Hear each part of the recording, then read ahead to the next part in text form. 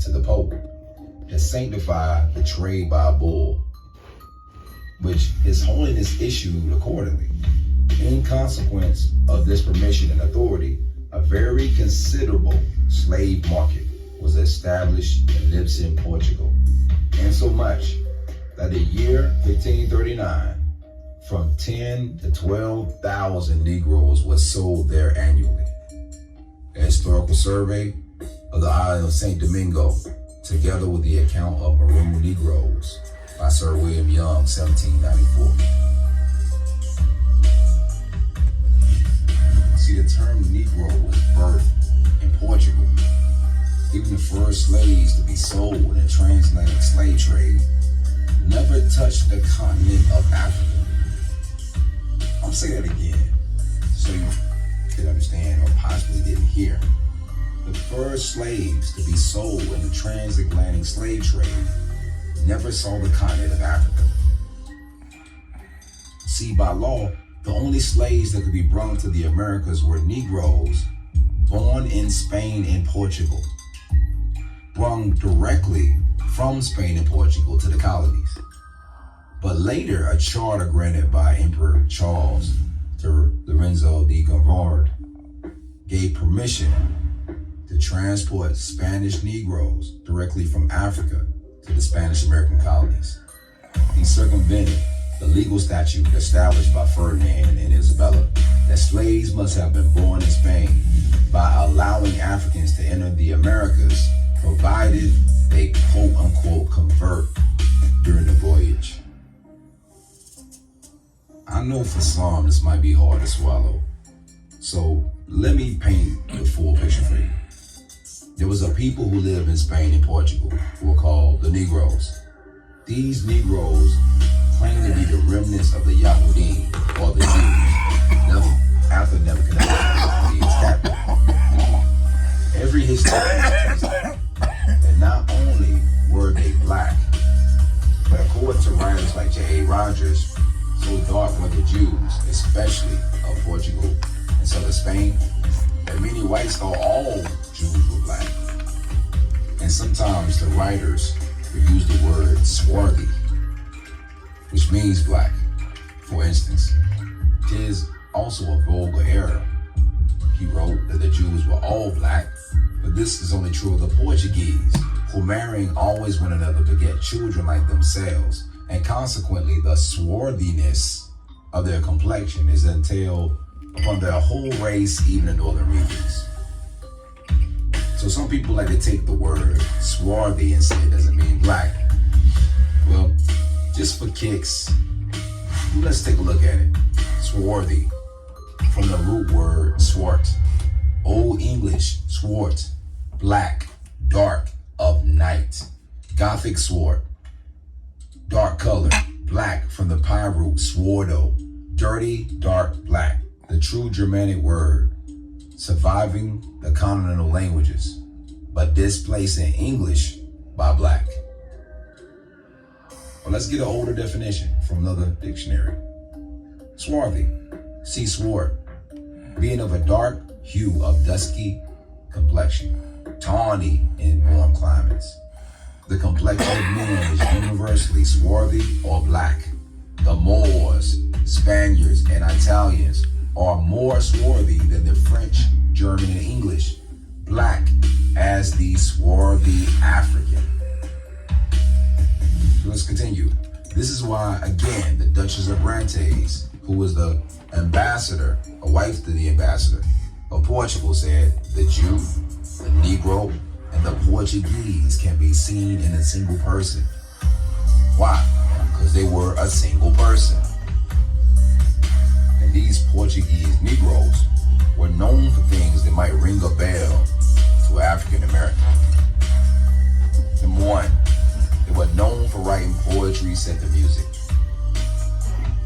But in their pure poverty and touching tenderness of the pathos, the Jewish poets of Spain not only excelled their Moorish rivals, but every poet before or since.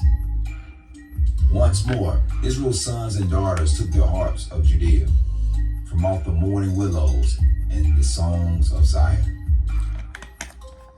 The Jews and Moors in Spain by Joseph Croissant.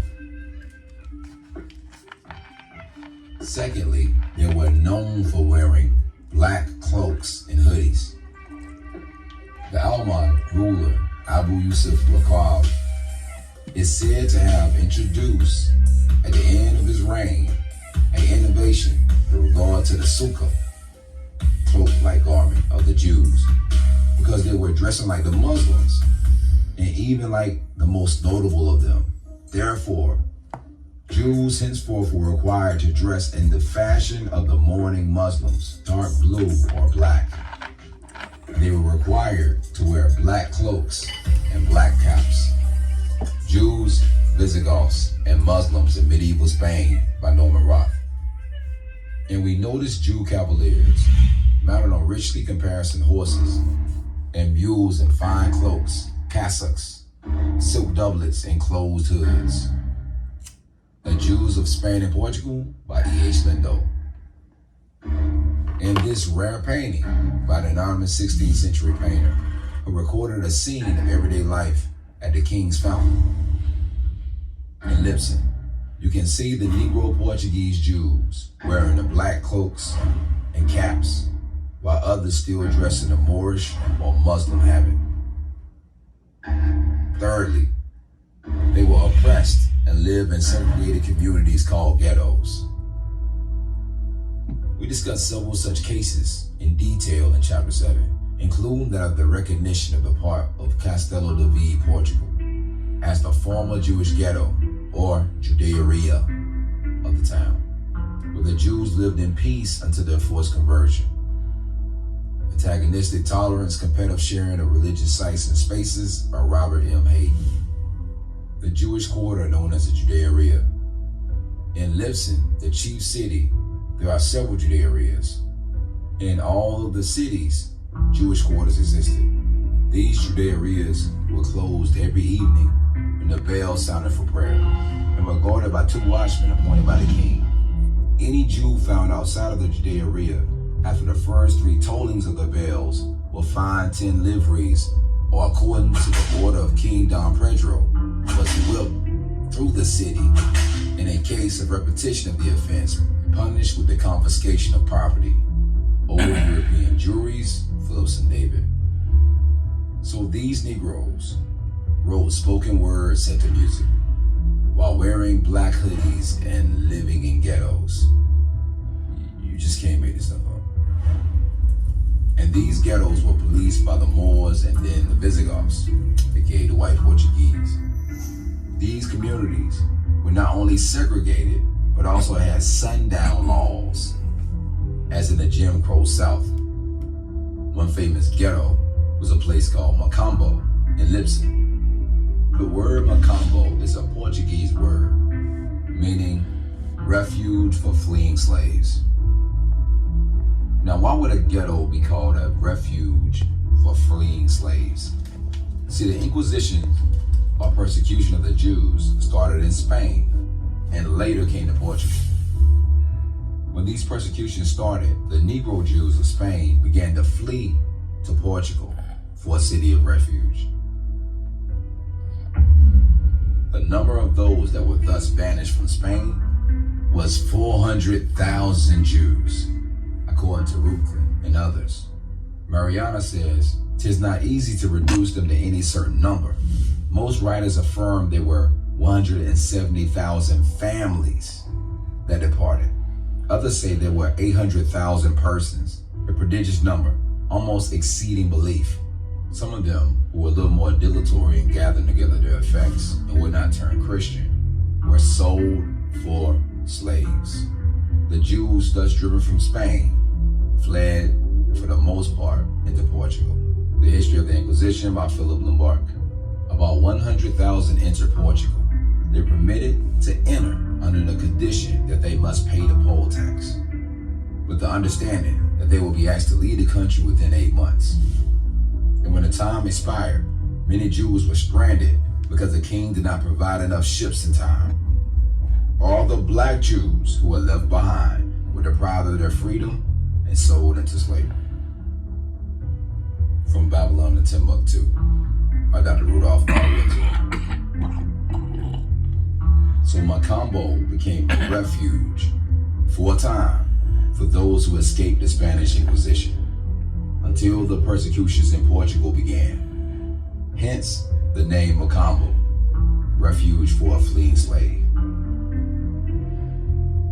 But soon afterwards, things began to deteriorate.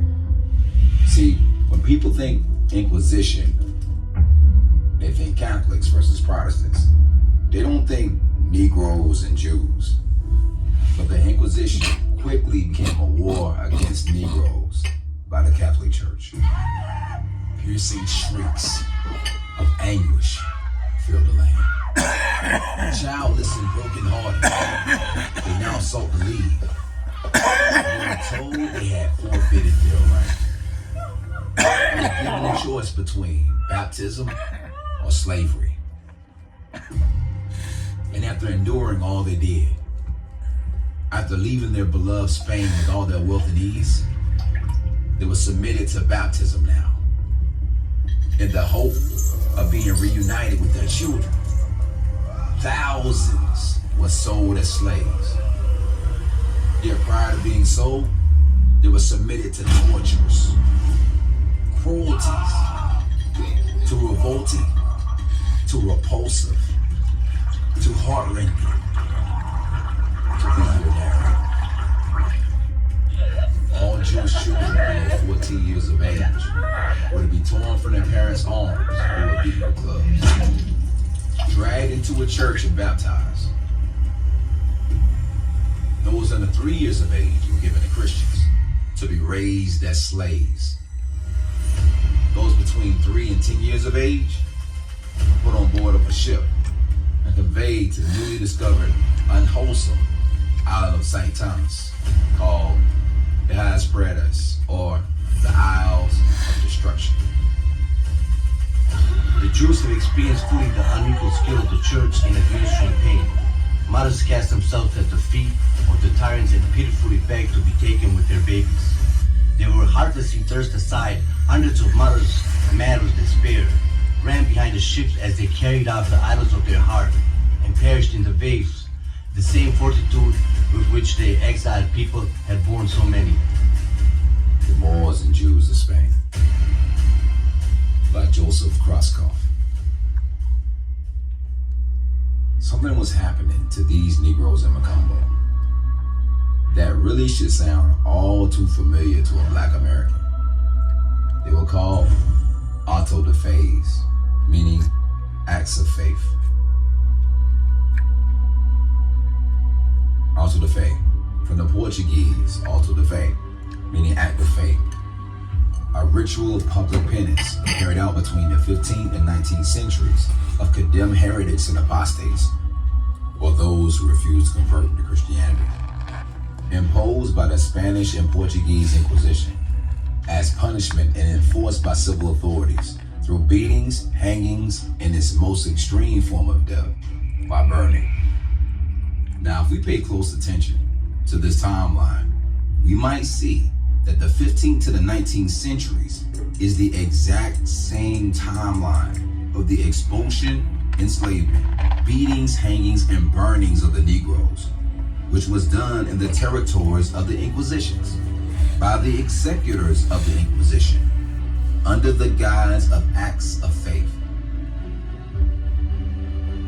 Remember, the slave trade started with papal decrees of the Holy Roman Empire. And when they made, you might ask, well, 1450 and 1493. 1493? But wait, in 1492, Columbus sailed the ocean blue. So just a year later, all this started? And within a decade, the auto de fe and later slaveries began. Let's not forget that 50 years later in 1550, the definition of Negro was changed from Black Portuguese to Native African. Lastly, when the slave colonies were established in Guinea, West Africa, by the Portuguese, which were filled with the enslaved children of the Negro Jews of Spain and Portugal, the territory, which was previously known as the Western Sudan or Soyudan, now became known after the arrival of the enslaved Portuguese as Negro Land, and the slave coast as the Kingdom of Judah. The Kingdom of Judah by the slave traders. I could speak on what they said about the inhabitants of Ouida, but I'd rather let them speak for themselves. This quote is from Press and Bulletin magazine.